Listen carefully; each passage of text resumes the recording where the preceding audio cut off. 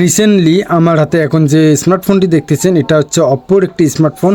আর এই ফোনটির মূলত যে সমস্যাটি হয়েছে সেটা হচ্ছে এর যে স্পিকারটা দেখতে পারতেছেন, এর স্পিকারটার একটু প্রবলেম হয়েছিল। মানে এই স্পিকার এবং এই স্পিকারের সাউন্ড মোটামুটি একই সমান হয়ে গিয়েছিল। বলতে গেলে এই স্পিকারের যে সাউন্ডটা আছে এই সাউন্ডটা অলমোস্ট অনেকটা কমে গিয়েছিল, যেটা আপনারা যে কথা বলার জন্য যে স্পিকারগুলো দেখতে পারেন ঠিক এরকমই সাউন্ড হয়েছিল। তো পরবর্তীতে আমি এই ফোনটি দেখিয়ে বুঝতে পারলাম যে এটার হয়তো বা স্পিকার ডাউন হয়ে গেছে, যার দরুন এইরকম একটা সমস্যা হইতেছে। দেন আমি এই ফোনটি খুলে ফেলেছি এবং খুলে ফেলার পর আমি এর মূল সমস্যাটা বুঝতে পেরেছি। এবং আপনাদেরকে যদি এখানে আরও একটা জিনিস দেখাই, তো এটা হচ্ছে অপর একটি স্মার্টফোন যেটার মডেল আপনাদেরকে যদি দেখিয়ে দেই তাহলে আপনারা বুঝতে পারবেন যে অপর এই ফোনগুলোর কেন এরকম সমস্যা হয়, বা এগুলো আদৌ কি অন্যান্য যে ফোনগুলো আছে সেগুলোর কি একই সমস্যা হয়। তো চলুন আপনাদেরকে আগে এই ফোনটির মডেল দেখিয়ে দেই। তো এই ফোনটির মডেল হচ্ছে, এই ফোনটির মডেল যদি আপনারা দেখেন ডিভাইস নেম অপ্পো A15। তো এই ফোনটির ভার্সনের ক্ষেত্রে আবার দেখতে পারবেন যে বেসব্যান্ড কর্নেল, এবং এর কালার আছে V72 ভার্সন, ওএস ভার্সন, এবং অ্যান্ড্রয়েড ভার্সন 10 মোটামুটি অনেক আগের। আর র্যামের ক্ষেত্রে এই অপ্পোর ফোনটি অপ্পো A15 এই ফোনটিতে থাকতেছে কিন্তু 3GB র্যাম, সেই সাথে সাথে অক্টা কোর প্রসেসর। আবার এই ফোনটিতে থাকতেছে আবার এই ফোনটিতে আপনারা লক্ষ্যগুলো দেখতে পারবেন 32GB টোটাল যে SD কার্ড আছে সেটা, বা আপনারা ফোনের যে ইন্টারনাল স্টোরেজ পাবেন সেটা দেখতে পারবেন, সেই সাথে সাথে সিম কার্ডও দেখতে পারবেন। তবে এই ফোনগুলোর এছাড়াও অনেক বেশি সমস্যা হয়ে থাকে, যখন আপনারা এগুলো ব্যবহার করবেন তখন বুঝতে পারবেন।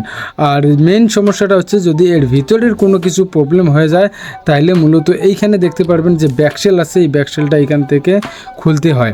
আর এই ব্যাকসেলটা একবার খুললে ফোনটার এই ব্যাকসেলটা লাগাতে অনেকটা বেশি সমস্যা ফেস করতে হয়, যার দরুন এই ব্যাকসেলগুলো অনেকটা বেশি এই ব্যাকসেলগুলোর ক্ষেত্রে অনেকটা বেশি কষ্ট করায় এই ব্যাকসেলগুলো লাগাইতে, বা এই ব্যাকসেলগুলো আপনি তখনই লাগাইতে পারবেন যখন দেখা যায় এই ব্যাকসেলগুলোতে আবার এই গাম থাকে, এই গামগুলো তুলে ফেলতে হয়, আবার গাম লাগাইতে হয়।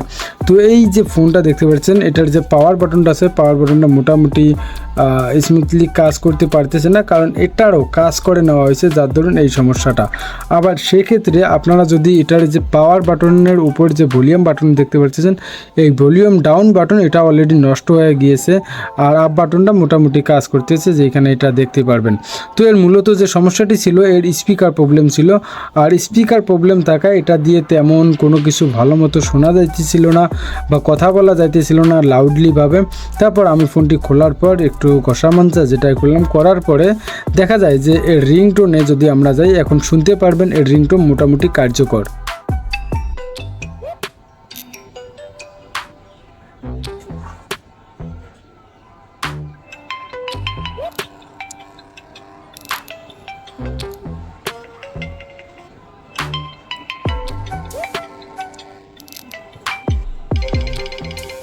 তো মোটামুটি এই ফোনটার রিংটোন এখন অনেকটা বেশি কার্যকর, আগের তুলনায় অনেক বেশি সাউন্ডও হয়েছে। দেন এইখানে এখন লক্ষ্য করলে দেখতে পারবেন এই যে ভলিউম বাটন যে ফাংশনটা আছে এই ফোনটার ক্ষেত্রে একটা সুবিধা আছে। ভলিউম বাটন ফাংশনের ক্ষেত্রে আপনারা এই যে ট্রিগারটা আছে, বা এটা যে ট্রিগার না, এটা হচ্ছে মূলত ভলিউম বাটন। এই ভলিউম বাটনের মাধ্যমে মিডিয়া ভলিউম কন্ট্রোল করতে পারবেন, আবার রিংটোন ভলিউমও কন্ট্রোল করতে পারবেন। মিডিয়া ভলিউম হচ্ছে যেটা আপনারা গান শোনেন বা হুট করে কোনো কিছুর সাউন্ড বাড়াই দেন, সেটা হচ্ছে মিডিয়া ভলিউম। উপরে লক্ষ্য করলে দেখতে পারবেন এখানে উপরে যে মিডিয়া ভলিউম আছে সেটা। আবার রিংটোন যেটা, সেটা হচ্ছে আপনাদের ফোনের রিংটোন কমা বাড়ার ক্ষেত্রে।